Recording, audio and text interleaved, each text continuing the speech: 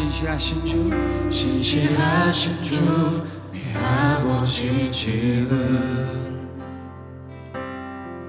기쁨과 사랑 평안이 가득한 곳, 그곳에서 천사들과 함께 찬양 예배하길 간절히 소망합니다.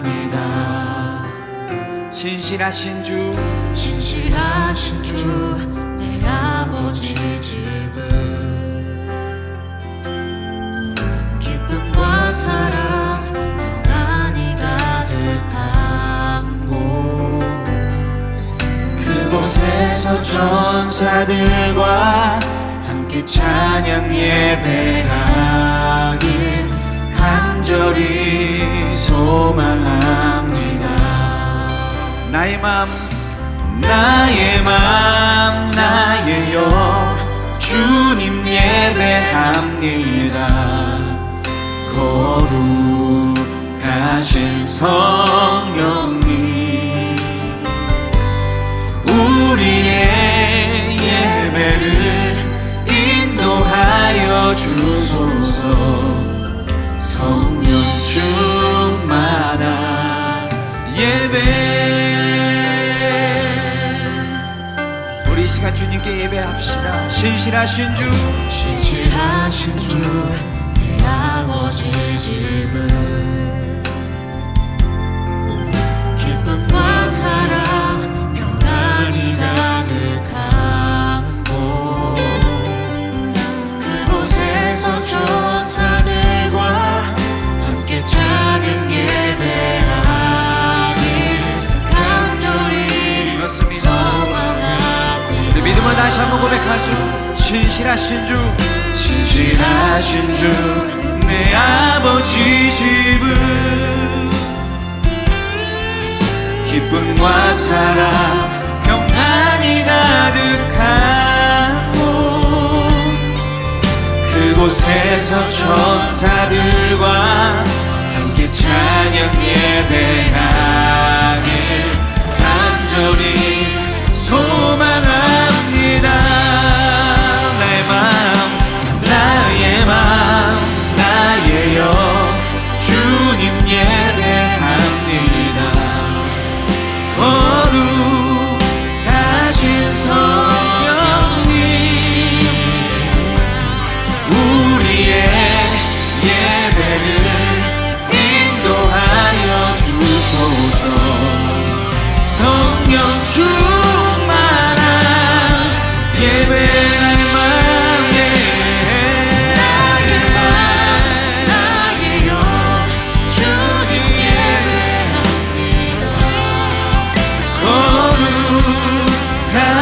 성령님,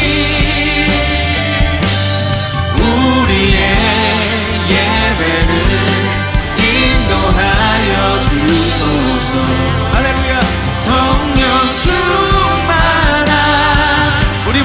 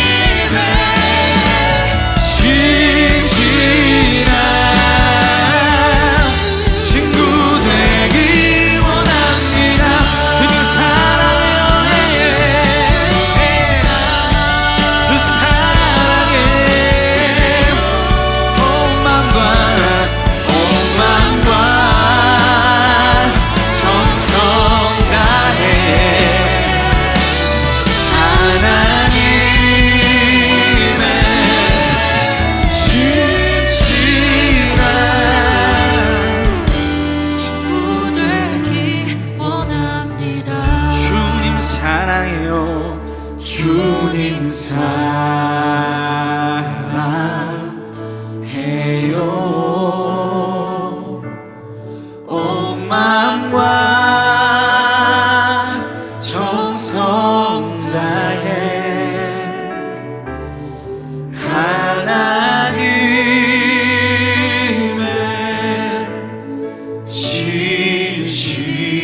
진실한 친구 되기 원합니다. 하나님의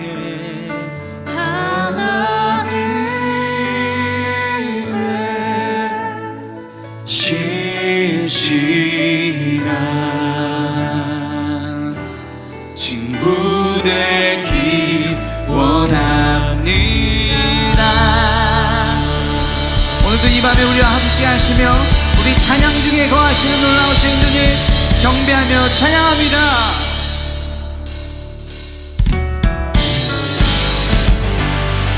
여러분 다 같이 함께 자리에 서 일어나서 오늘도 우리 함께 하시며 우리와 동행하시는 전능하신 주님 찬양하며 나아가십시다.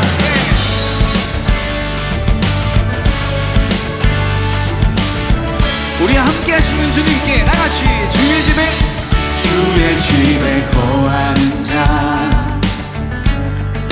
항상 주 찬송하리. 시온의 대로가 있고 힘없는 자 복이 있네. 주의 집에 거하는 자 항상 주 찬송하리. 시온의 대로가 있고 힘없는 자 복이 있네. 주 얼굴 볼 때까지 힘을 더러 가리. 함께 고백하죠. 들으소서 만군의 주 하나님 구하오니 이 땅 축복하소서.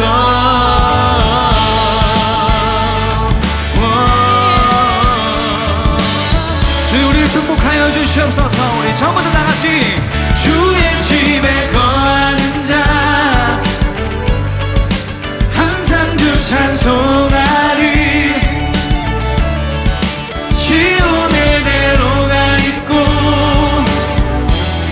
힘없는 자 복이 있네. 주 얼굴 볼 때까지 힘을 더러 가리. 들으소서 만군의 주 하나님 구하오니 이 땅 축복하소서.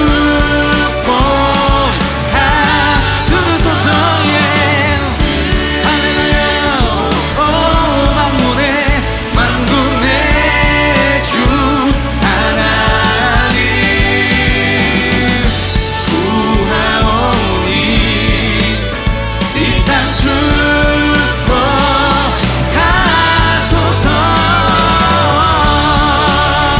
만군의 주 하나님 오늘도 우리 찬양을 받게 합당하신 주님께 우리 큰 영광의 박수 함께 올려드리며 나아가십시다. 영원히 우리 찬송을 받으시게 합당하신 주님 우리와 함께하여 주시옵소서.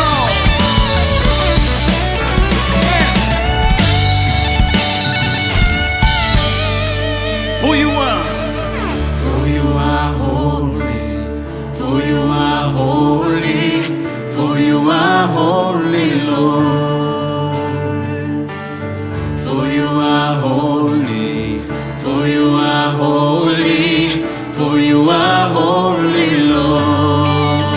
For you are For you are holy, for you are holy, for you are holy, Lord. yeah.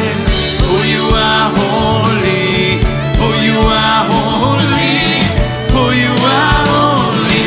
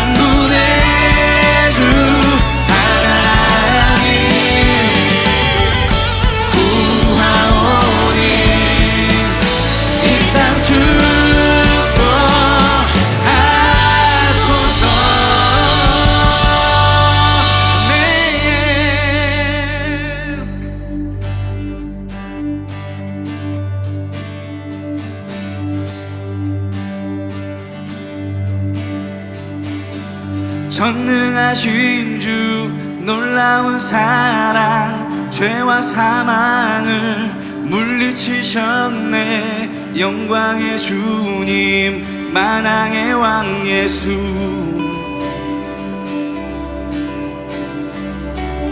온 땅은 드는 주님의 위엄 모든 만물이 주를 경배해. 영광의 주님 만왕의 왕 예수. 놀라우신 은혜 완전하신 사랑 나의 죄 위하여 십자가 지신 주 생명을 주시고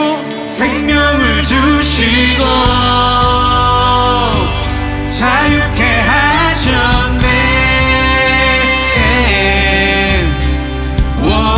예수 행하신 모든 일 찬양해. 우리 생명이 되시고 우리를 자유케 해주신 주님의 이름을 찬양하며 나아가실지다.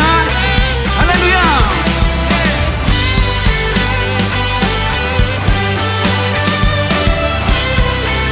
우리 힘차게 고백합니다. 모든 문제를 다스리시는 고아된 우리 자녀 삼으신 영광의 주님 만왕의 왕 예수. 아멘. 공의와 진리로 다스리시며 태양보다 더 밝게 빛나는 영광의 주님 만왕의 왕 예수. 원세세 놀라우신 은혜 완전하신 사랑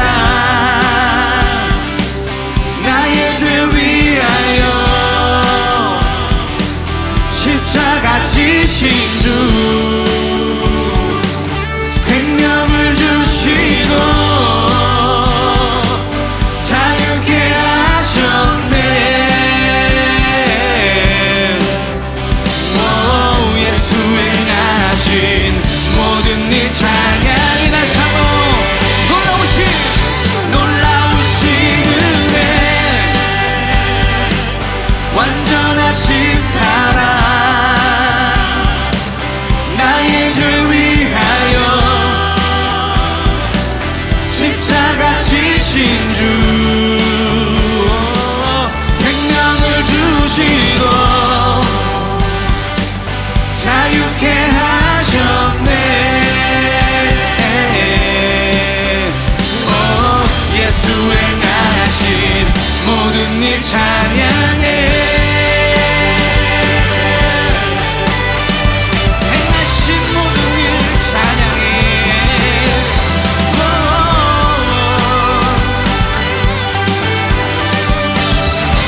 우리 믿음으로 선포할까요? 다같이. 죽임당한 그 어린 양 승리하신 왕 그 이름 예수. 죽임당한 그 어린 양 승리하신 왕 한 번 더 선포합니다. 죽임당한 그 어린 양 승리하신 왕 그 이름 예수. 죽임당한 그 어린 양 그 주님께서 승리하셨습니다. 여러분 믿으시죠? 다시 한번. 죽임당한 그 어린 양 승리하신 왕 그 이름 예수. 죽임당한 그 다같이 종기에 놀라우신 은혜. 아멘. 완전하신 사랑 나의 죄 위하여 십자가 지신 주 생명을 자유케 하셨네. 예수 행하신 모든 일 찬양해.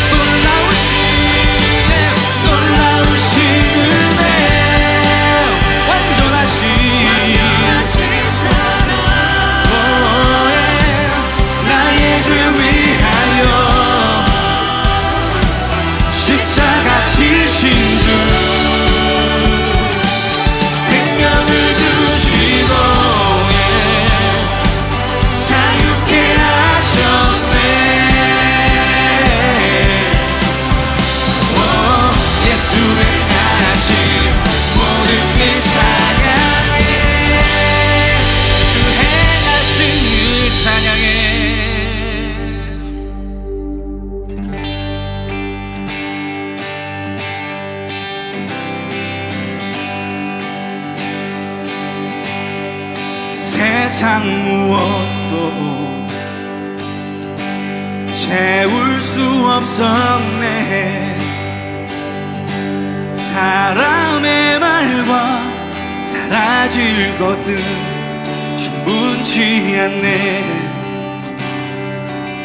그때 주님 오셔서 날 회복시키시고 모든 걸 만족시키네. 주 사랑하네.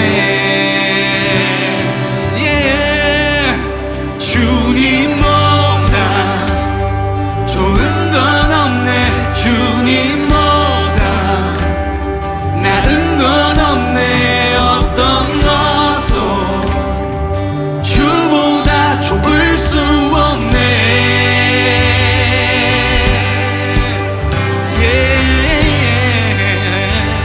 두렵지 않네. 두렵지 않네. 내 모든 문제들 다 아시는 주 여전히 나를 친구 삼으시네. 아멘. 산 위에 계신 주님, 그 주님 언제나 계십니다. 오 주의 자비, 주의 자비, 주의 은혜로 날 찾으시네. 우리 함께 고백합니다. 주님보다 아멘 좋은 것 없네. 주님보다 나은 건 없네. 어떤 것도 주보다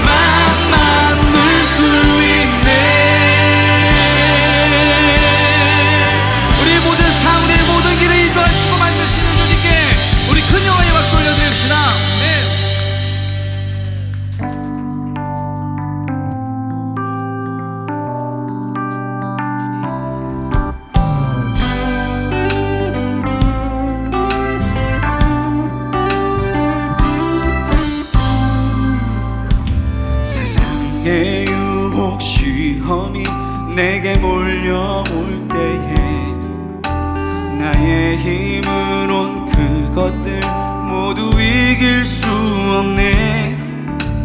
거대한 폭풍 가운데 위축된 나의 영혼 어찌할 바를 몰라 헤매이고 있을 때 세상의 유혹 시험이 내게 몰려올 때 나의 힘으로 그것들 모두 이길 수 없네. 거대한 폭풍 가운데 위축된 나의 영혼 어찌할 바를 몰라 헤매이고 있을 때 우리에게 주님이 필요합니다. 다같이 주를 찬양 손을 들고 찬양 전쟁은 나에게 속한 것 아니니 주를 찬양 손을 들고 찬양 전쟁은 하나님께 속한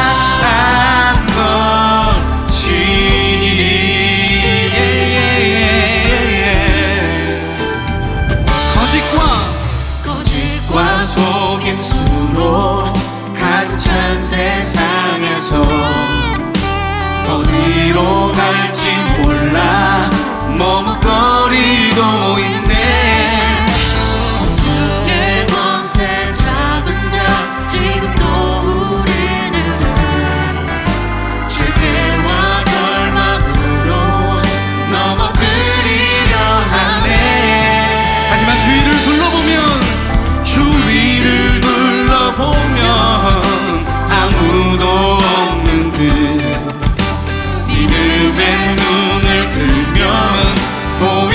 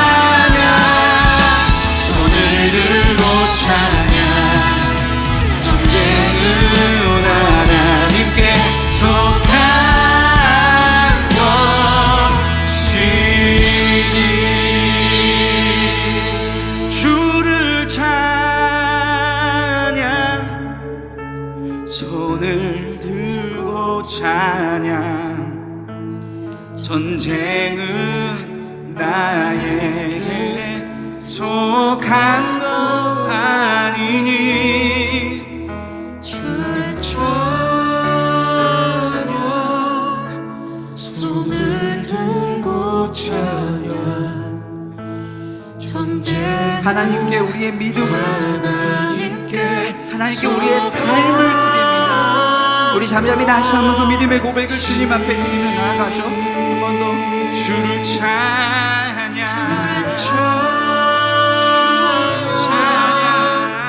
손을 들고 찬양 전쟁은 나에게 속한 것 주님의 것이니 주를 찬양 손을 들고 찬양 전쟁은 하나님께 속한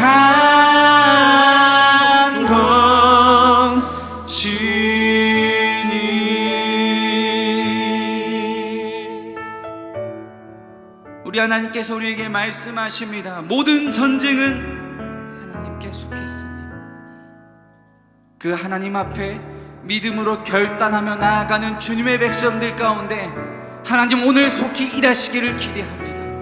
이 밤에 그 하나님께서 우리의 삶 가운데 역사하실 것을 기대합니다. 주님 오늘 우리에게 말씀하여 주시고 주님의 말씀을 통하여서 내 삶 가운데 뿌리 깊게 박혀 있었던 수많은 악한 세력들이 떠나가고 주님의 놀라운 은혜와 사랑으로 채워지는 놀라운 은혜의 밤이 되게 하여 주시옵소서라고 오늘 이 시간 말씀을 위해서 오늘 예배를 위해 함께 동성으로 기도하며 나아가도록 하겠습니다. 함께 기도하십시다. 주님 오늘 우리에게 놀라운 은혜를 부어주시옵소서.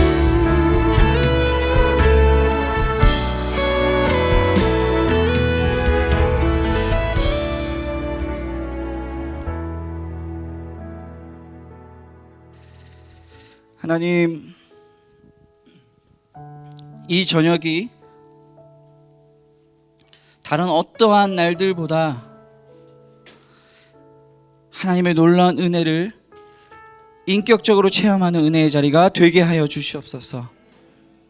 단 한 가지 보고 나왔습니다. 살아계신 하나님 붙들고 나왔습니다. 하나님 그 기대와 그 결심으로 나온 주님의 거룩한 백성들 가운데 오늘 친히 만나 주시옵시고 주님의 그 말씀이 내 삶을 가득 채우고 내 삶을 변화시키는 능력의 말씀으로 채워지는 오늘 이 밤이 되게 하여 주시옵소서. 그렇게 행하실 주님의 놀라운 은혜를 찬양하며 예수님의 이름으로 기도합니다. 아멘.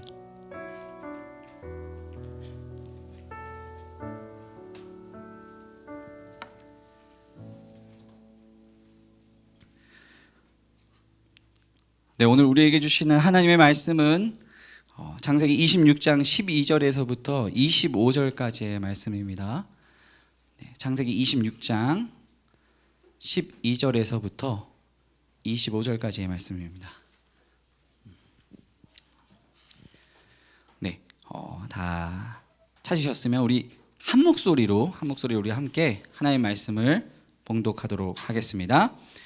이삭이 그 땅에서 농사하여 그 해에 100배나 얻었고 여호와께서 복을 주심으로 그 사람이 창대하고 왕성하며 마침내 거부가 되어 양과 소가 떼를 이루고 종이 심이 많으므로 블레셋 사람이 그를 시기하여 그 아버지 아브라함 때에 그 아버지의 종들이 판 모든 우물을 막고 흙으로 메웠더라.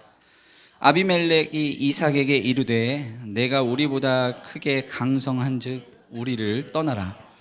이삭이 그곳을 떠나 그랄 골짜기에 장막을 치고 거기 거류하며 그 아버지 아브라함 때 팠던 우물들을 다시 팠으니 이는 아브라함이 죽은 후에 블레셋 사람이 그 우물들을 메웠습니다. 이삭이 그 우물들의 이름을 그의 아버지가 부르던 이름으로 불렀더라. 이삭의 종들이 골짜기를 파서 샘 근원을 얻었더니 그랄 목자들이 이삭의 목자와 다투어 이르되 이 물은 우리의 것이라 하매 이삭이 그 다툼으로 말미암아 그 우물 이름을 에색이라 하였으며 또 다른 우물을 팠더니 그들이 또 다툼으로 그 이름을 신나라 하였으며 이삭이 거기서 옮겨 다른 우물을 팠더니 그들이 다투지 아니하였으므로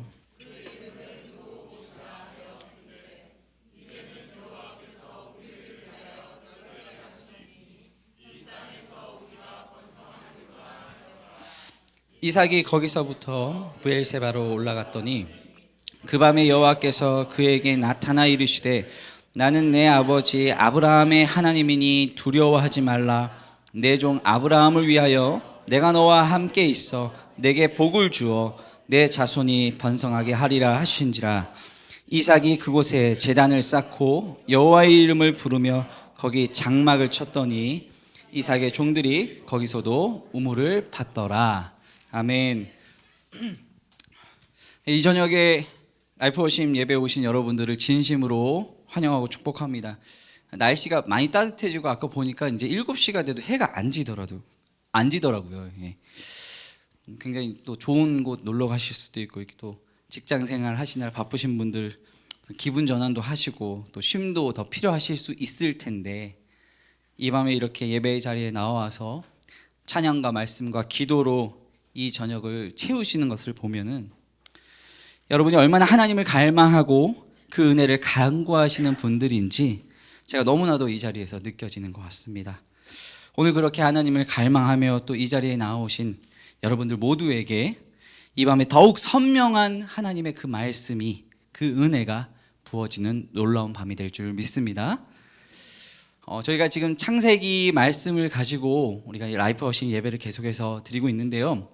이 창세기는 아주 광대한 세계관을 우리에게 보여주는 책이면서 또 동시에 지극히 아주 작은 한 개인의 인생을 조명하고 있는 아주 독특한 책이라고 할 수 있습니다. 아주 짧고 아주 간결한 언어로요. 창세기는 온 세상 그리고 온 우주 만물이 하나님의 말씀으로 창조되었다라는 것을 우리에게 알려주고 있습니다. 우리의 본질이 우리의 시작이 바로 하나님의 심을 우리에게 설명하고 있는 것이죠. 그리고 창세기는 또 이렇게 광대하고 전 우주적이신 그 하나님이 그 하나님을 믿는 사람들 지극히 작고 작은 개인 한 사람 한 사람에게 그 하나님께서 창조하신 이 세상을 그들이 어떻게 살아가야 하는지를 아주 자세하게 우리에게 말해주고 있습니다. 그것이 바로 이 아브라함과 이삭과 야곱 그리고 요셉에 이르는 그 믿음의 조상들의 계보라고 할 수 있습니다. 온 우주의 만물이신 그분이 바로 하나님이시라는 사실을 우리가 믿고는 있지만 사실 그럼에도 불구하고 여전히 우리가 삶 속에서 하나님을 신뢰하지 못해서 무너지고 넘어지고 똑같은 실수를 계속해서 반복하게 되는 사실 우리가 흔히 믿음의 조상이라고 부르는 이들 역시나 그들의 삶을 통해서 하나님은 오늘도 여러분들과 저에게 끊임없이 대화하기를 원하시는 것 같아요. 이 셀 수 없는 유혹과 넘쳐나는 시험으로 흐르는 이 세상 속에서 우리가 어떻게 하면 믿음의 사람으로 살 수 있을까? 그 믿음의 도전을 우리가 어떻게 이루어갈 수 있을까를 하나님은 이들의 삶을 통해서 우리에게 말씀해 주시고자 한다라는 것입니다. 그 중에서도 오늘 우리가 함께 좀 주목하고 함께 나눠볼 사람은요 바로 이삭이라는 인물이죠. 이삭은 우리가 잘 아는 대로 아브라함이 하나님께 약속을 통해 딱 100세 때 얻게 된 아주 귀한 아들입니다. 창세기가 이제 창세기 중에서 12장부터 50장까지는요.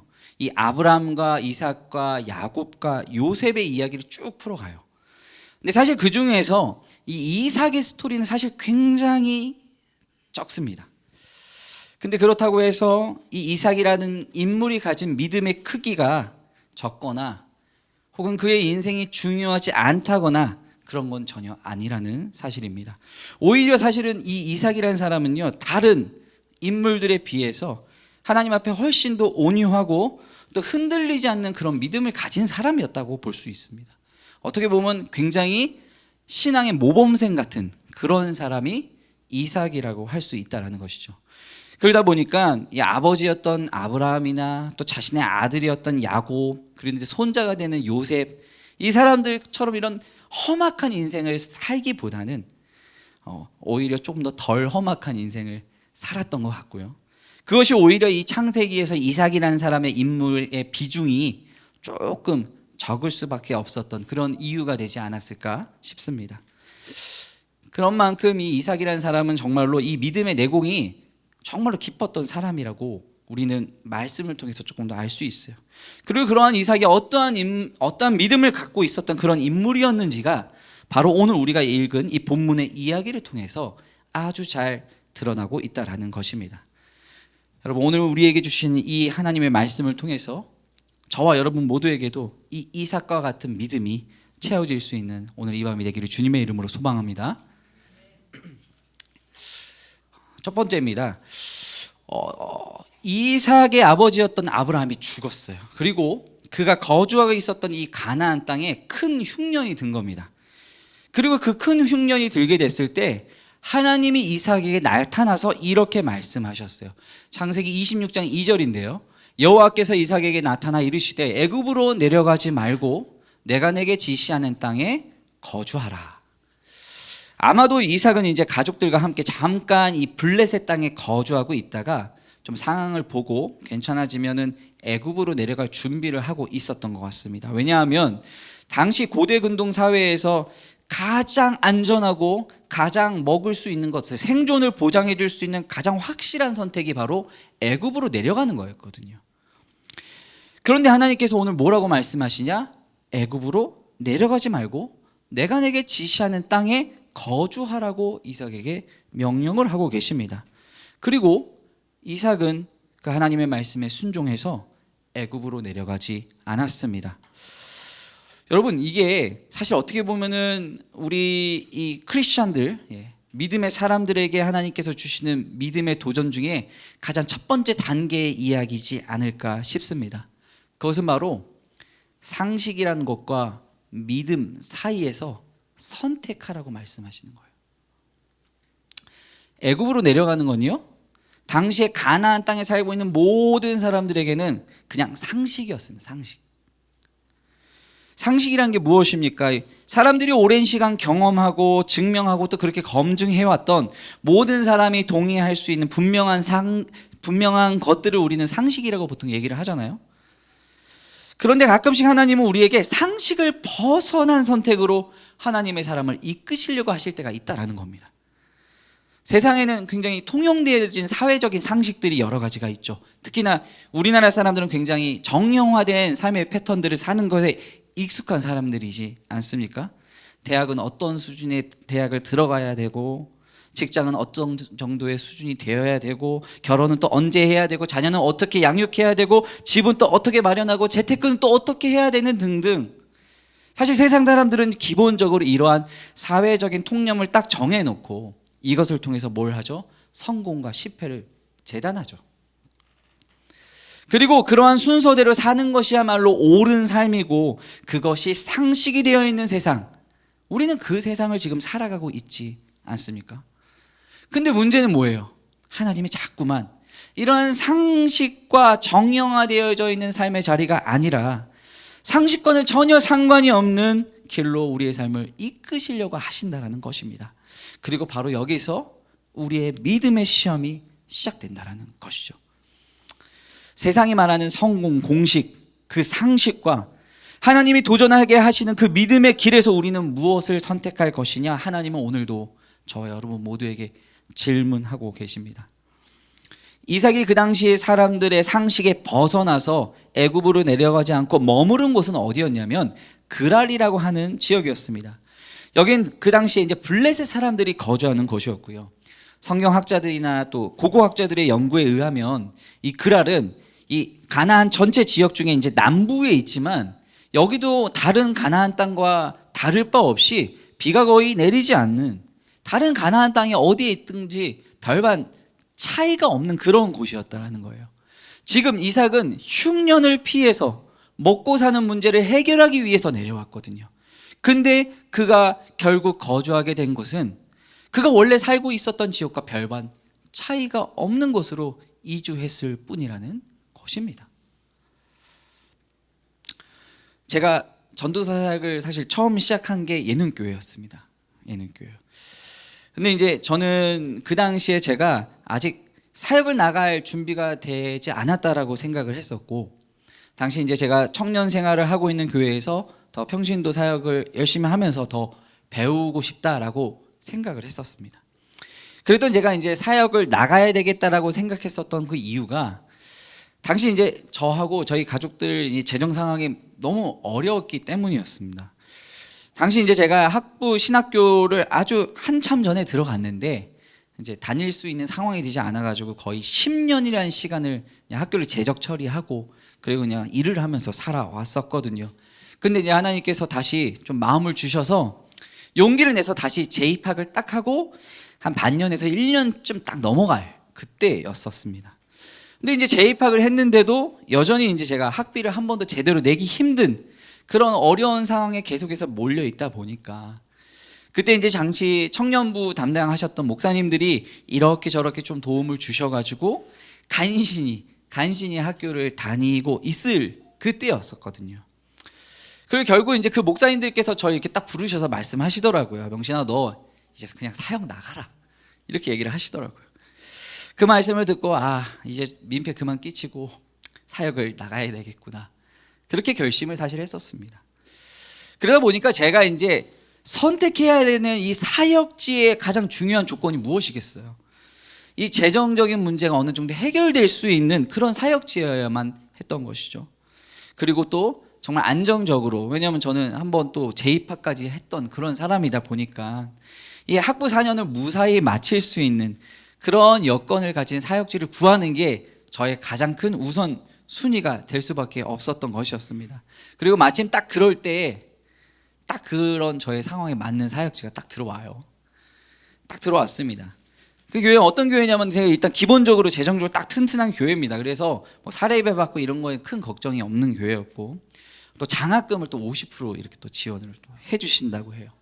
그리고 또 이제 제가 지금도 그렇지만 그때도 인천에 계속 살고 있었거든요. 그 교회도 인천에 있는 교회라서 집에서 한 10분 거리, 15분 거리, 굉장히 가까운 거리였어요. 그러니까 교회에 왔다 갔다 하고 하기에도 전혀 문제가 없고, 또 이제 제가 그 당시에 다니고 있었던 신학교가 총신대학교였는데 그 총신대학교랑 맞는 교단의 또 교회였어요. 그렇기 때문에 모든 부분에 있어서 저의 지금 상황과 형편에 가장 딱 맞는 그런 교회였습니다.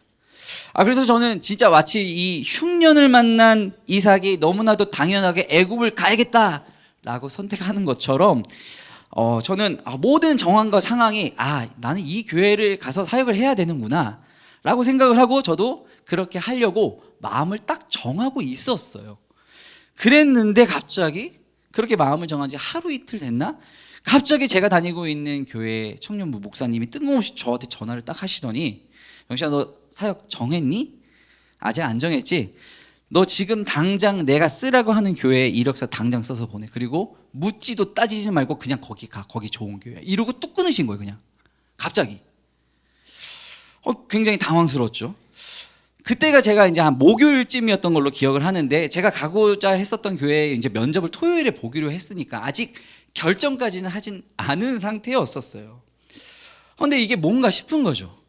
나는 분명히 마음을 정했는데 왜 갑자기 이런 이야기와 이런 연락이 나에게 오지?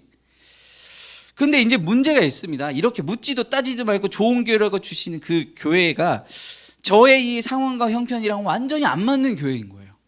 아까 말씀드린 대로 제가 지금 사역지를 구하는 가장 중요한 조건이 뭐였다고 말씀드렸죠? 안전하게 4년을 마치는 거예요. 재정적으로 안전하게. 근데 일단 이 교회는요, 일단 저는 아직 학부생이었는데 학부생에게는 원칙적으로 장학금을 주는 교회가 아니었어요. 재정적으로 어려움을 겪고 있던 저에게는 사실 고려하기 어려운 조건이었죠. 그리고 또 저는 심지어 아까 이제 인천이라고 그랬는데, 인천 중에서도 혹시 저희 동인천 아십니까? 그 월미도 바닷가 근처? 저 그쪽에 살았거든요. 근데 이 교회가 서울 한복판이래요. 이게 오는 데만 2시간이 걸려요. 그러니까 왕복 4시간이 걸리는 거리죠. 너무 먼 거예요. 그리고 교단도 제가 그 당시에 다니고 있던 학교랑은 다른 교단이어서 사실 여러 가지로 난간이 기다리고 있는 그런 교회였다는 거예요. 그럼 여러분, 제가 상식적으로 어떤 교회를 선택을 해야 됩니까? 제 상에 맞는 교회는 어떠한 교회일까요? 그럴 것 같잖아요, 그렇죠? 근데 하나님은 꼭 이러한 순간에서 오늘 이 말씀처럼 상식과 이 믿음 사이에서 저를 시험하시는 것 같단 말이죠. 우리 항상 그렇잖아요. 조건과 뭐 상황은 다 괜찮아 보이는데 꼭 그런 타이밍에 하나님이 다른 길을 저희에게 보여주세요. 꼭 그럴 때.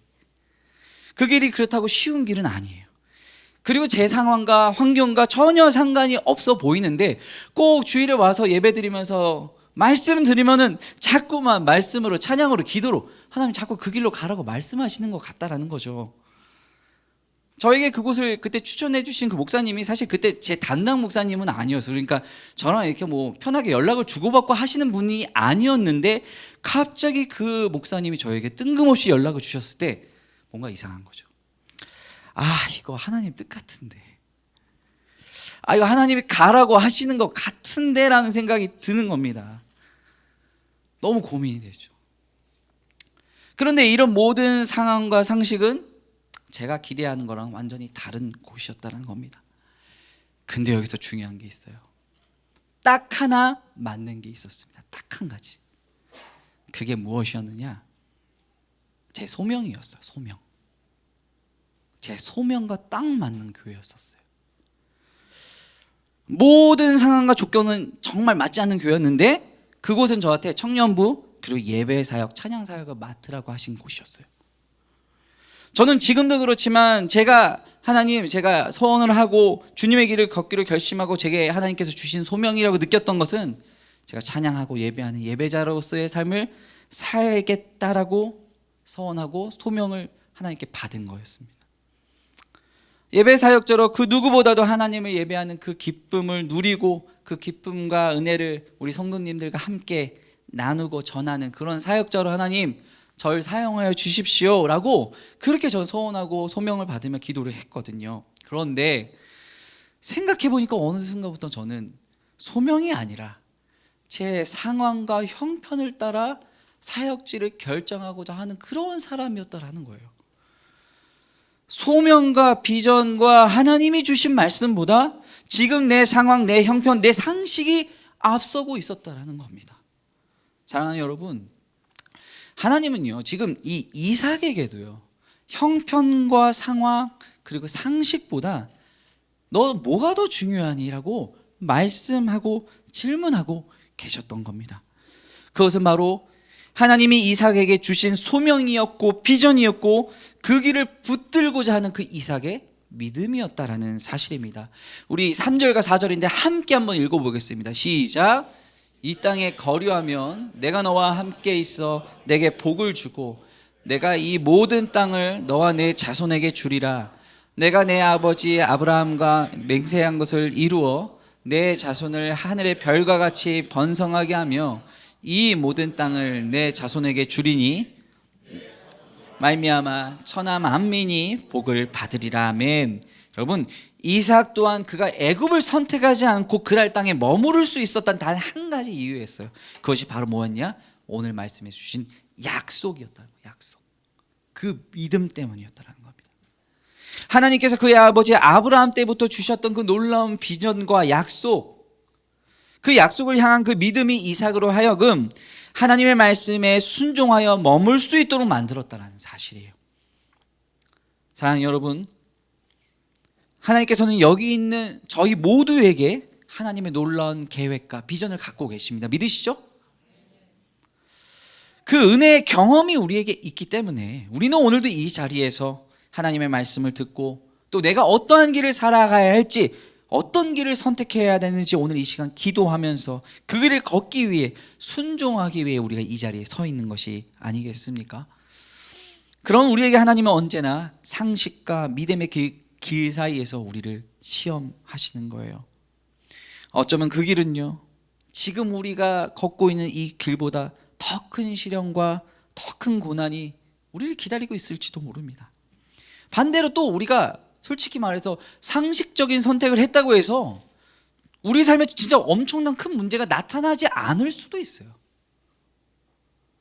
바로 그러한 선택의 길목에서 하나님은 오늘도 우리 모두를 부르고 계신 겁니다. 상식적인 선택과 믿음의 선택이 주어질 때 담대하게 믿음의 길들을 선택할 수 있는 저와 여러분 모두가 되기를 주님의 이름으로 소망합니다. 상식과 환경에 밀려서 하나님께서 주셨던 그 약속과 소명이 희미해지는 그런 삶이 아니라 그 절체절명의 위기의 순간에 하나님을 신뢰할 때 주시는 그 놀라운 축복이 무엇인지를 반드시 경험할 수 있는 저와 여러분 모두가 되기를 소망합니다. 두 번째입니다. 여러분, 그렇게 순종했잖아요, 이삭이. 그 이삭이 하나님 말씀에 순종해서 그랄 땅에 정착하게 됐었던 그 이삭의 삶은 과연 어땠을까요? 오늘 12절과 13절의 말씀입니다. 이삭이 그 땅에서 농사하여 그 해에 100배나 얻었고 여호와께서 복을 주심으로 그 사람이 창대하고 왕성하여 마침내 거부가 되었다. 하나님의 말씀에 순종한 이삭의 삶은 놀라웠습니다. 성경은 이삭이 거부가 됐다고 얘기하고요, 농사를 통해서 100배의 결실을 맺었다라고 말하죠. 말씀에 순종한 사람들에게는 하나님이 언제나 이렇게 분명한 축복과 약속을 주실 줄 우리는 믿습니다. 그런데 하지만 오늘 본문 말씀이 그냥 단지 이삭이 와 이렇게 해서 부자가 되었습니다 라는 것을 강조하려거나 그것을 중요하게 여기는 그런 본문은 아닌 것 같습니다. 사실 보통 우리는 이런 말씀 구절 딱 보면 어떻게 해요? 이렇게 줄 딱 치고 역시 하나님 말씀 순종하면 거부가 된다, 딱 이렇게만 생각을 하기가 쉽죠. 그런데 오늘 이 이삭의 이야기는 이삭이 이렇게 부자가 된 이후에 벌어지는 사건에 훨씬 더 주목하고 있다는 사실입니다. 14절과 15절은 우리 한번 같이 읽어보겠습니다. 시작. 양과 소가 떼를 이루고 종이 심이 많음으로 블레셋 사람이 그를 시기하여 그 아버지 아브라함 때에 그 아버지의 종들이 한 모든 우물을 막고 흙으로 메웠더라. 여러분, 이 먹고 사는 문제가 딱 해결되면 다 끝날 것 같은데 막상 그렇지가 않아요. 이삭이 거부가 되고 부자가 되는 그 순간부터 블레셋 사람들이 그를 시기했다라고 성경은 기록하고 있습니다.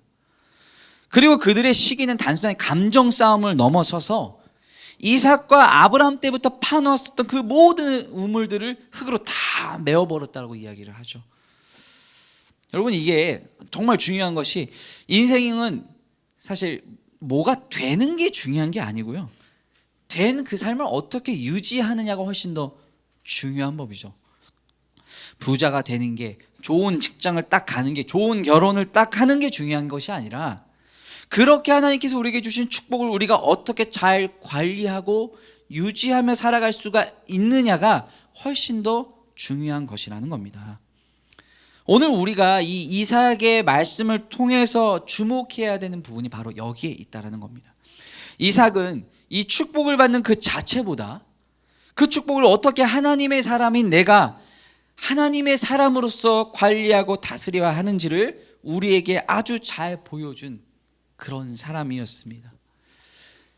16절부터입니다. 아비멜렉이 이삭에게 이르되 내가 우리보다 크게 강성한즉 우리를 떠나라. 이삭이 그곳을 떠나 그랄 골짜기에 장막을 치고 거기 거류하며 그 아버지 아브라함 때에 팠던 우물들을 다시 팠으니 이는 아브라함이 죽은 후에 블레셋 사람이 그 우물들을 메웠음이라. 이삭이 그 우물들의 이름을 그가 아버지가 부르던 이름으로 불렀더라. 이삭은 자신을 시기하고 또 떠나라고 강요했었던 그 블레셋 사람들에게 대항하지 않고 다시 다른 우물을 팠습니다. 그는 그의 아버지였었던 아브라함이 예전에 거주했었던, 그리고 그때 팠었던 그 우물들이 어디에 있었는지를 다시 기억하고 그곳을 찾아갔어요. 여러분, 우리가 삶의 위기가 오고 어려움이 찾아올 때 여러분은 어떤 걸 먼저 생각하게 되십니까?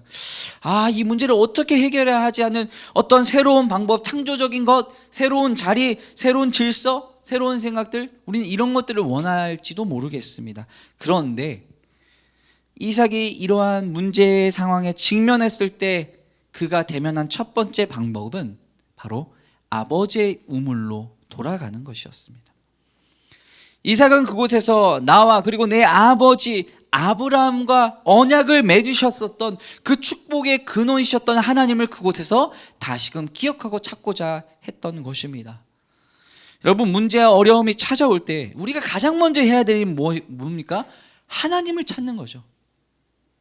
하나님께서 나에게 주셨던 그 축복의 근원지가 어디였는지 다시 한번 돌아가 보는 것입니다. 삶의 한복판에 서서 어딜 봐도 문제밖에 안 보이고 시험밖에 안 보이는 근심이 가득한 자리에 서 있는 것이 아니라 바로 하나님을 기억하고 하나님을 찾을 수 있는 그 자리로 내 삶의 자리를 이동하는 게 먼저라는 겁니다. 그것이 바로 어디겠습니까? 바로 하나님을 예배할 수 있는 자리죠. 바로 이 예배의 자리에서 하나님께서 우리에게 주시는 말씀과 기도로 하나님께서 우리에게 주시는 해답을 찾아가야 한다라는 사실입니다. 바로 지금 이곳에서 하나님, 내가 머물러야겠습니까? 떠나야겠습니까? 하나님을 원하시는 방법과 길이 과연 무엇입니까? 하나님 앞에 매달리며 구해야 한다는 것입니다. 여러분, 이러고 나서 이삭의 선택이 있습니다. 그게 뭡니까? 자, 19절부터 22절인데요. 이건 같이 한번 읽어보겠습니다. 시작. 이삭의 종들이 골짜기를 파서 샘 근원을 얻었더니 그랄 목자들이 이삭의 목자와 다투어 이르되 이 물은 우리의 것이라 하매 이삭이 그 다툼으로 말미암아 그 우물 이름을 에색이라 하였으며 또 다른 우물을 팠더니 그들이 또 다툼으로 그 이름을 신나라 하였으며 이삭이 거기서 옮겨 다른 우물을 팠더니 이삭의 선택은 무엇입니까? 계속해서 다른 우물을 파는 것이었습니다. 사랑하는 여러분, 여기에서 이삭을 통해 하나님께서 우리에게 주시는 매우 중요한 축복의 원리가 있습니다. 우리는 보통 하나님이 내게 삶 가운데 주신 그것이 축복이라고 생각을 합니다. 하나님이 나에게 주신 이 사업장이, 하나님이 내게 주신 이 직장이, 하나님이 내게 주신 이 집이 축복이라고 생각하는 거예요. 그러다 보니까 그 사업의 자리가 문제가 생기면, 그 집이 문제가 생길 때 포기가 안 돼요. 그 집에 어려움이 발생을 해도 거길 떠날 수가 없는 겁니다. 왜요? 이게 하나님이 나에게 주신 축복이었잖아요. 축복이잖아요. 하나님이 주신 축복이 문제가 될 수 있습니까? 없잖아요. 그러니까 포기하거나 떠날 수가 없는 겁니다. 이삭이 흉년의 때에 그랄로 내려와서 우물을 팠습니다. 그리고 그 우물이 기적같이 물이 나왔어요. 그리고 이삭은 그 우물의 물로 인해서 부자가 되었습니다. 이삭이 만약에 그 우물이 하나님이 나에게 주신 축복이 바로 이 우물이었다라고 생각했다라면 이삭은 절대로 그 우물을 포기하지 못했을 거예요. 어떻게든 그곳을 죽기 살기로 싸우면서 지켰을 것입니다. 그런데 이삭은 너무나도 쉽게 그 우물을 포기합니다. 그리고 담담하게 계속해서 새로운 우물을 계속 파는 거예요. 단순히 우리가 생각하는 것처럼 이삭이라는 사람이 막 온순하고 막 다툼과 분쟁을 싫어하는 그런 성격을 가지고 있어서 그랬을까요? 사실 이삭은 딸린 식구가 적지 않았습니다. 오늘 성경 말씀에서도 말하지만 종들이 심히 많았다 그랬어요. 종들이 심히 많아요. 한마디로 딸린 식구가 너무나도 많다라는 거예요. 그렇기 때문에 그런 많은 사람들을 통솔하고 이끌 수밖에 없는 리더십을 가진 사람이 그저 단순히 내가 온순한 성격이라서 분쟁을 피한다? 이것은 말이 되지 않는다라는 거죠. 그보다 훨씬 더 중요한 것이 무엇인지를 이삭은 분명하게 깨달았기 때문에 이삭은 그러한 선택을 할 수 있었다라는 사실입니다. 그것은 바로 내게 주신 그 우물이 축복이 아니고요, 하나님 그분 자체가 내 축복의 근원이시라는 사실을 이삭은 깨달았기 때문이라는 거예요. 오늘 말씀 저 19절에 아주 중요한 표현이 있습니다. 이삭의 종들이 골짜기를 파서 샘 근원을 얻었더니, 그래서 갑자기 샘 근원을 얻었다라는 표현이 나옵니다.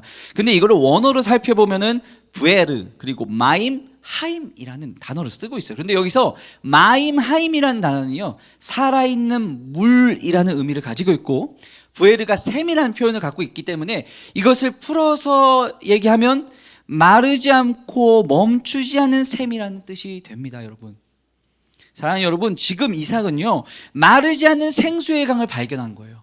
우물이 아니라. 그리고 그는 확신했어요. 내가 어디를 가든 마르지 않고 멈추지 않는 생수의 근원이 나와 함께 하시는구나. 우물이 아니라 생수 그 자체이신 하나님이 내 축복의 근원이셨구나. 하나님만 나와 함께 하시면 그곳에는 언제나 마르지 않는 생수의 근원이 나와 함께 하는구나. 이삭은 확신했다라는 것입니다. 사랑하는 여러분, 우리가 진짜 잊지 말아야 되는 가장 중요한 것이 있습니다. 축복은 물질이 아니에요. 그리고 축복은 결과물이 아니에요. 축복은 나와 함께 하시는 그 주님을 경험하는 그 과정 그 자체라고 말씀드릴 수 있습니다. 언제 어디서든 내가 무엇을 하든 어떤 상황에서든 하나님이 나와 함께 하신다라는 그 믿음의 확신만 우리에게 있다면 바로 그것이 우리의 축복과 형통의 근원이 된다라는 사실입니다. 나중에 이제 이삭의 손자인 요셉의 이야기가 창세기에 등장하죠. 요셉은 어떤 사람이었습니까? 억울하게 형들에 의해 애굽으로 팔려간 사람이었어요. 그리고 심지어 또 그 팔려간 보디발이라는 장군의 집에서도 그의 아내 때문에 억울하게 옥살이까지 하게 된 사람이었잖아요. 그런 그에게 주어진 현실과 결과는 비참함, 저주 이런 거 아니었겠습니까? 그런데 성경은 그러한 요셉을 뭐라고 말씀하시는지 아십니까? 자, 창세기 39장 2절 함께 읽겠습니다. 여호와께서 요셉과 함께 하심으로 그가 형통한 자가 되어 그의 주인 애굽 사람의 집에 있으니, 지금 보디발 장군 집에 팔려가서 노예게 된 요셉에게 하나님은 뭐라고 말씀하신다고요? 하나님이 함께 하셔서 형통한 자가 됐다라고 얘기를 합니다. 심지어 또 39장 20절 21절은요. 이에 요셉의 주인이 그를 잡아 옥에 가두니 그 옥은 왕의 죄수를 가두는 곳이었더라. 요셉이 옥에 갇혔으나 여호와께서 요셉과 함께 하시고 그에게 인자를 더하사 간수장에게 은혜를 받게 하셨다. 여러분, 성경은 명확하게 이렇게 이야기해 주죠. 하나님과 함께하는 것을 형통, 축복이라고 이야기한다는 겁니다. 내가 가지고 있는 이 우물이 아니고요, 그 우물의 생수의 근원이 돼서 마르지 않는 샘을 내게 하시는 그 하나님이 우리의 축복의 근원임을 믿으시기 바랍니다. 그렇기 때문에 여러분, 진정한 축복은 언제든지 내가 가진 이 우물을 떠날 수 있는, 이 우물을, 새로운 우물을 팔 수 있는 준비가 되는 사람들에게 주어지는 겁니다. 하나님이 저희에게 라이프 처치라는 우물을 주신 것 같아요. 이 라이프 처치가 이 은혜의 자리가 될 수 있는 이유가 그냥 라이프 처치여서가 아니라 이곳에 지금 하나님이 함께 계시기 때문이라는 겁니다.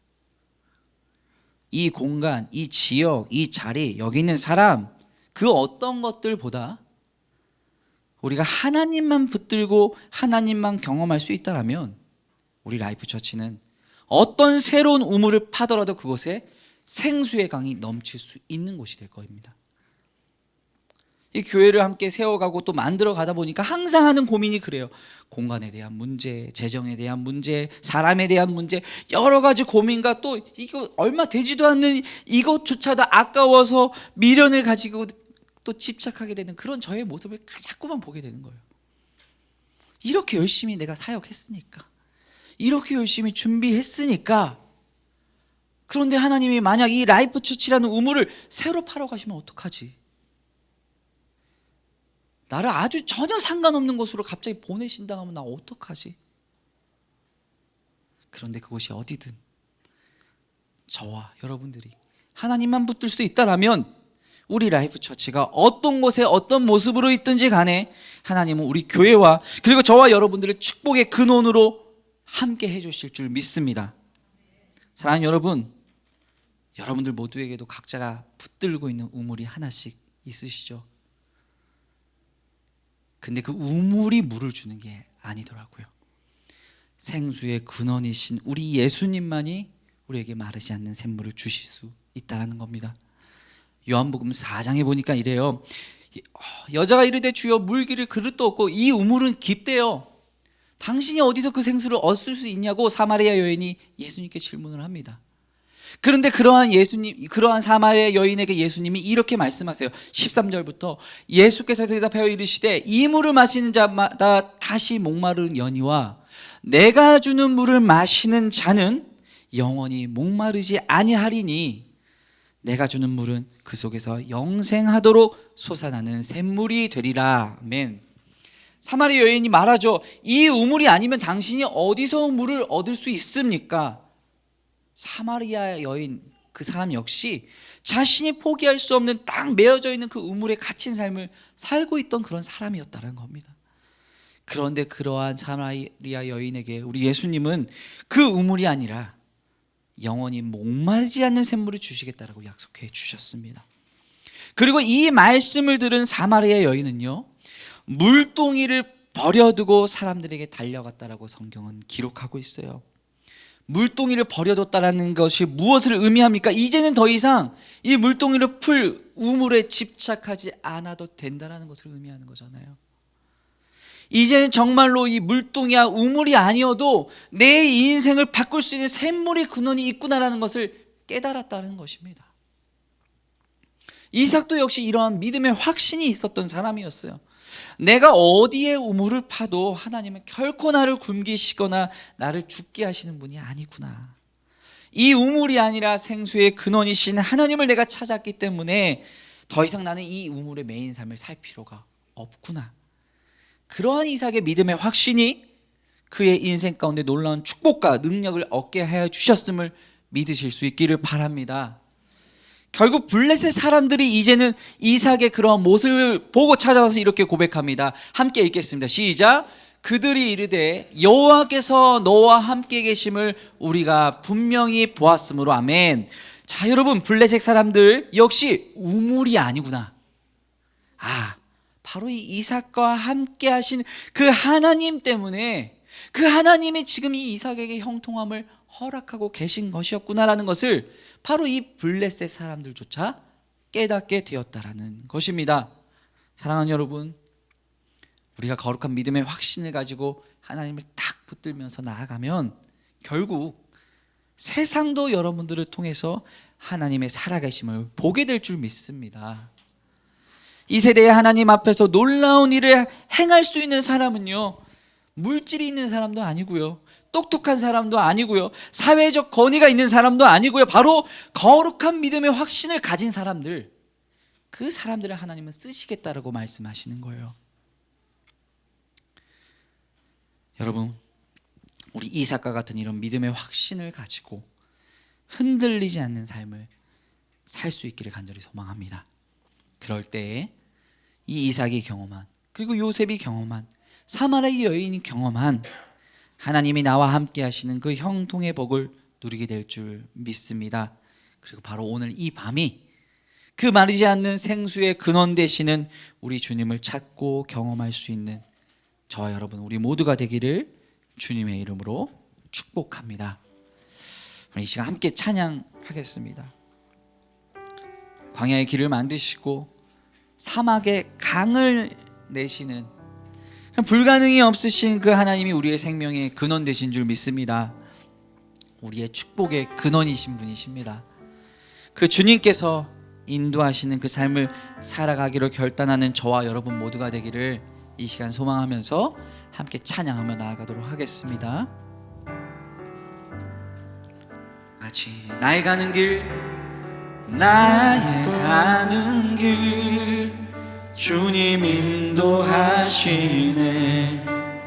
그는 보이지 않아도 날 위해 일하시네. 주 나의 인도자 항상 함께 하시네. 사랑과 힘 베푸시며 인도하시네. 인도하시네. 우리 처음부터 다시 한번 나의 가는 길, 나의 가는 길 우리 주님이 인도하십니다. 그는 보이지 않아도 날 위해 일하시네. 주 나의 인도자 항상 함께 하시네. 사랑과 힘 베푸시며 인도하시네.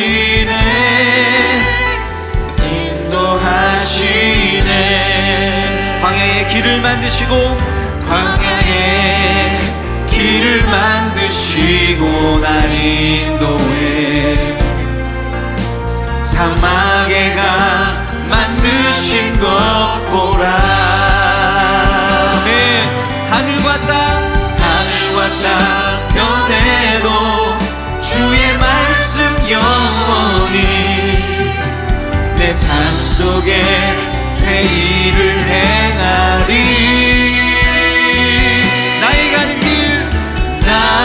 가는 길 주님 인도하시네. 그는 보이지 않아도 날 위해 일하시네. 주 나의 인도자 항상 함께 하시네. 사랑과 힘 베푸시며 인도하시네. 우리를 인도하십니다. 나같이 광야의 길을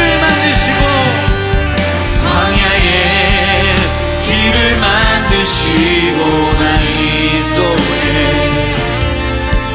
사막에 가 만드신 것 보라. 하늘과 땅 면에도 주의 말씀 영원히 내 삶 속에 새 일을 행하. 우리 손을 높이 들고 고백하겠습니다. 나의 가는 길 주님 인도하시네. 그렇습니다. 주님 언제나 우리를 위해 일하시는 분이십니다. 그 주님의 일하심을 신뢰합니다. 인도자 항상 함께 하시네. 사랑과 힘 베푸시며 인도하시네.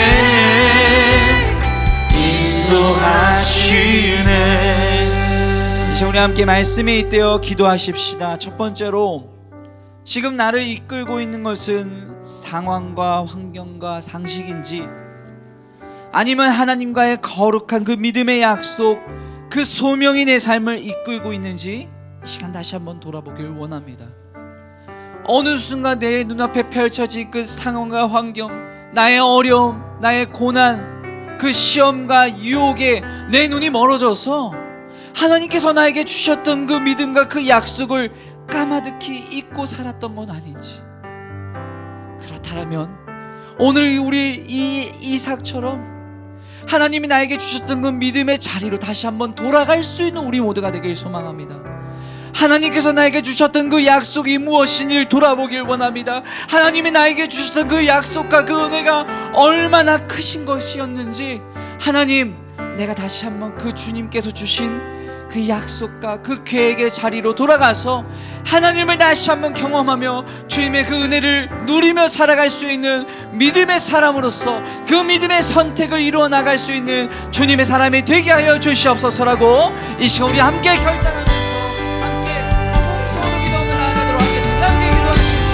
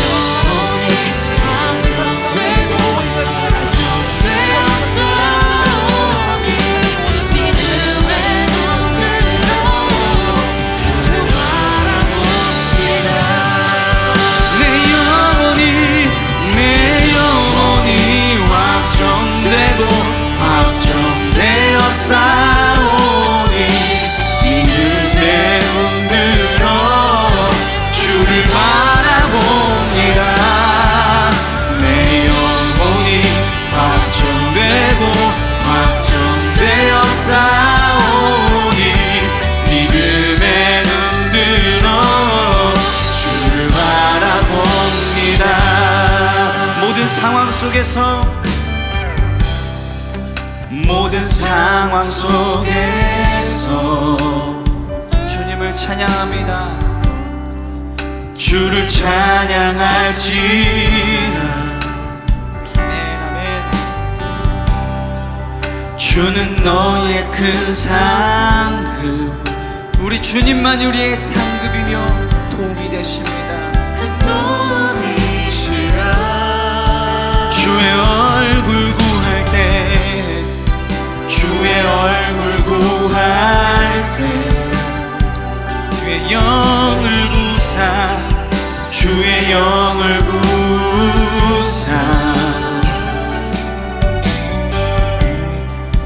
크신 사랑 안에서 오늘 이 시간 그 주님을 보게 하여 주시옵소서. 주를 보게 하소서.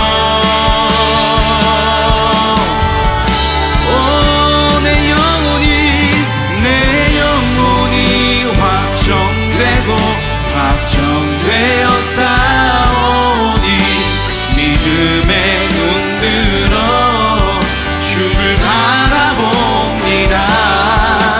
내 영혼이 확정되고 확정되어 싸우니 믿음에 눈들어 주를 바라봅니다.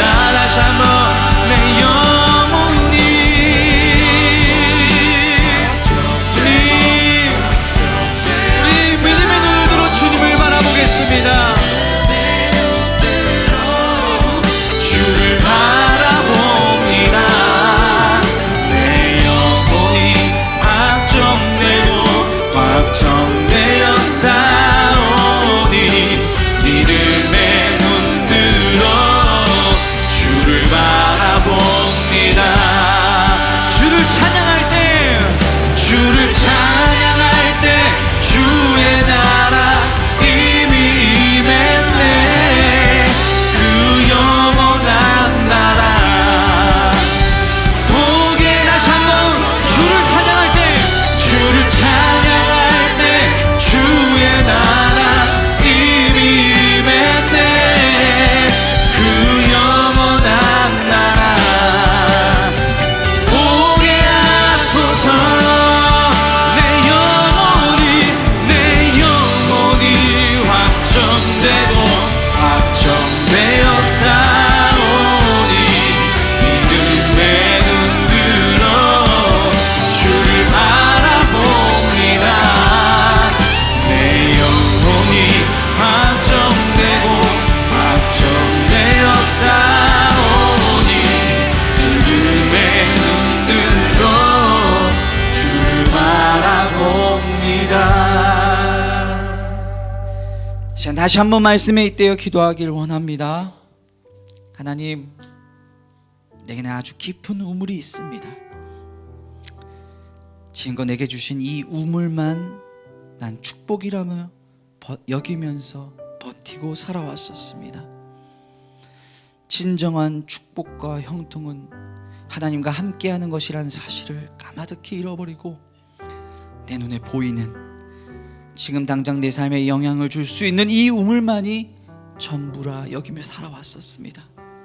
하나님, 먼저 진정한 생수의 근원 되신 그 주님을 만나는 은혜가 바로 오늘 이 밤에 있게 하여 주시옵소서. 우물을 파고 다른 우물을 또 파고 또 다른 우물을 파게 될지라도 두렵지 않은 그 이삭의 인생처럼 생명의 근원 되신 주님을 만나고 물동이를 던져버리고 주님의 말씀을 전하러 달려나간 그 사마리아 여인처럼 하나님, 오늘 그 주님을 만나는 은혜를 경험하게 하여 주시옵시고 지금껏 내가 붙들어 왔었던 이 인생의 우물로부터 자유케 되는 놀라운 역사가 있게 하여 주시옵소서라고 이 시간 다시 한번 우리 주님 앞에 그 믿음의 결단을 드리며 기도하며 나아가도록 하겠습니다. 다시 한번 기도하며 나아가십시다. 주님,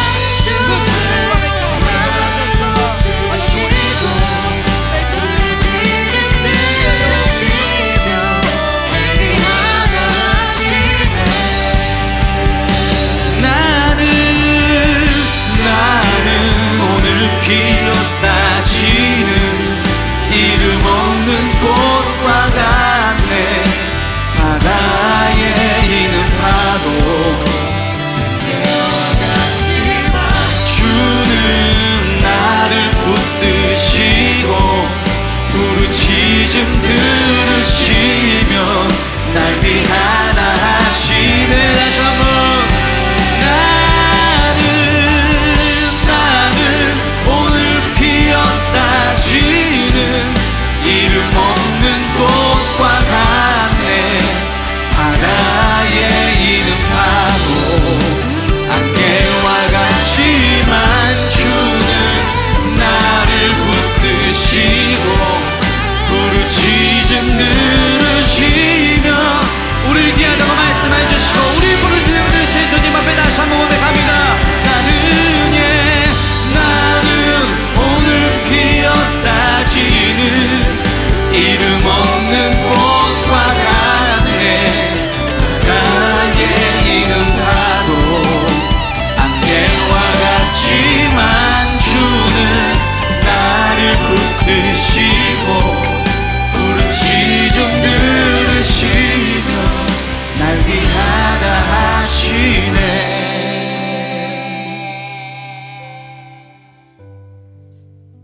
나를 귀하다 말씀하시는 오늘 그 주님께 우리의 삶을 온전히 드리는 이 밤이 되기를 소망합니다. 하나님, 우리가 이 밤에 삶의 모든 자리들을 제쳐두고 주님 앞에 나온 그 이유가 있습니다. 삶의 자리에서 말할 수 없는 탄식으로 우리 주님만 붙들기 위해 오늘 이 예배의 자리를 갈급한 심령으로 찾아온 사랑하는 주님의 백성들을 이 시간 기억하여 주시옵소서.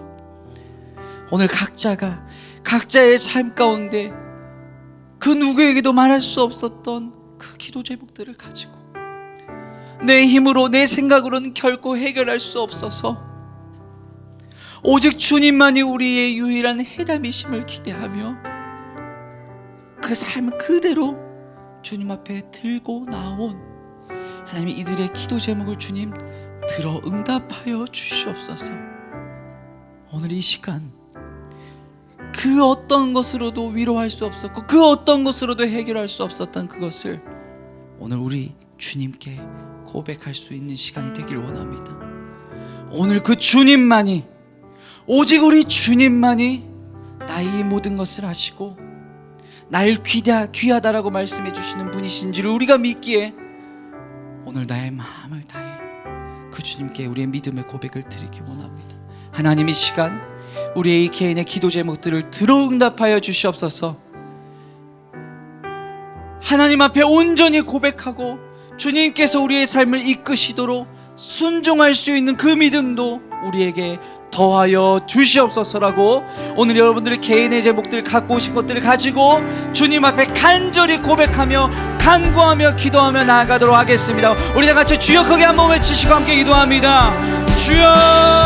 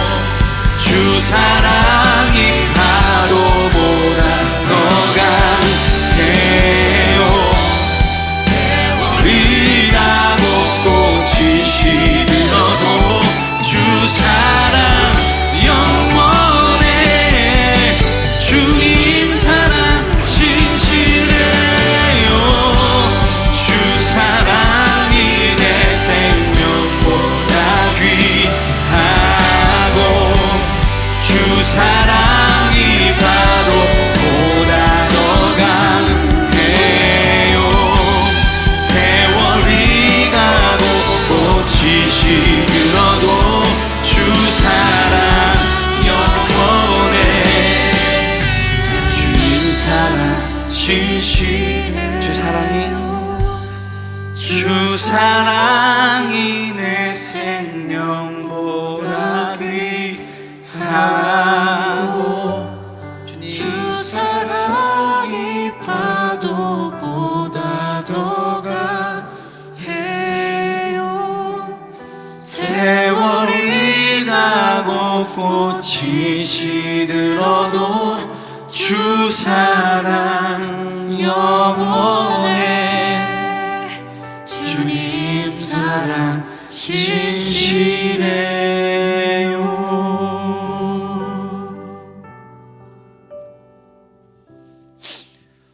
이 시간 조용히 우리 눈을 감고 잠잠히 우리 주님의 음성을 들으며 나아가길 원합니다. 우리의 생수의 근원 되신 그 주님께서 오늘 우리의 삶 가운데 뭐라 말씀하시는지, 단순히 우리가 우리의 것을 구하는 것에 그치는 것이 아니라 하나님께서 우리에게 원하시는 것들을 말씀하실 수 있도록 하나님 우리의 마음과 우리의 귀를 열게 하여 주시옵소서.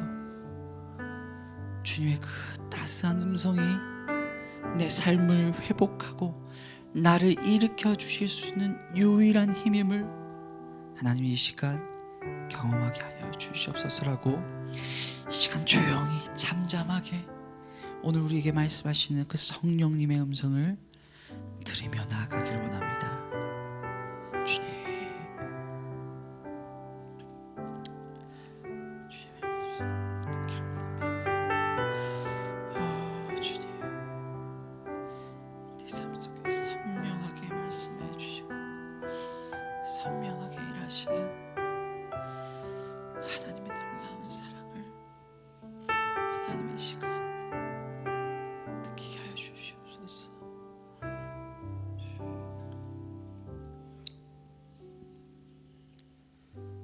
이 시간 한 손은 머리에 한 손은 가슴에 대고 함께 기도하겠습니다. 하나님, 머리에 손을 얹었습니다. 주님께서 친히 안수하여 주셔서 인생을 살아갈 때 우리 주님이 지혜의 근원이 되어 주셔서 언제나 옳은 결정, 하나님 앞에 바른 결정을 내릴 수 있는 내가 되게 하여 주시옵소서. 세상의 수많은 소리와 생각들로부터 자유하게 하여 주셔서 선명한 주님의 그 음성이 들려지는 은혜가 있게 하여 주시옵소서. 나를 아프게 하고 상처 입히고 좌절하게 만들었었던 수많은 악한 생각들로부터 하나님의 불꽃 같은 눈동자로 지켜 보호하여 주시옵시고 그 안에 주님께서 주시는 아름답고 은혜로운 기억들과 경험들로 가득 채워 주시옵소서. 가슴에 손을 얹었습니다. 위로자 되시는 그 주님의 손길을 느끼게 하여 주시옵소서. 불안한 마음, 두려운 마음을 잠재워 주셔서 참된 평안과 주님의 은혜로 늘 채워 주시옵소서. 주님을 사랑하는 그 마음으로 우리의 심장이 늘 뛰게 하여 주시옵시고 주님을 향한 그 열정으로 우리의 삶이 뜨겁게 타오르게 해 주시옵소서. 그 은혜로 내 주변에 있는 사람들을 내가 더욱 사랑하고 아낄 수 있는 그 주님의 마음을 우리에게 허락하여 주시옵소서. 마르지 않는 생수의 근원이신 그 우리 주님을 내 마음에 모시고 이제는 두려움 없이 언제나 내게 주어진 그 삶을, 그 소명의 길을 걸어갈 수 있는 우리 모두가 될 수 있도록 주님, 우리와 늘 함께하여 주시옵소서. 이제는 우리 주 예수 그리스도의 은혜와 하나님 아버지의 무한하신 사랑하심과 성령님의 교통하심과 인도하심이 내 인생의 우물을 내려놓고 생수의 근원이신 우리 주님을 붙들며 살아가기로 결단하는 사랑하는 성도들 한 사람 한 사람 머리 위에 영원히 함께 하시기를 간절히 축원하옵나이다. 아멘.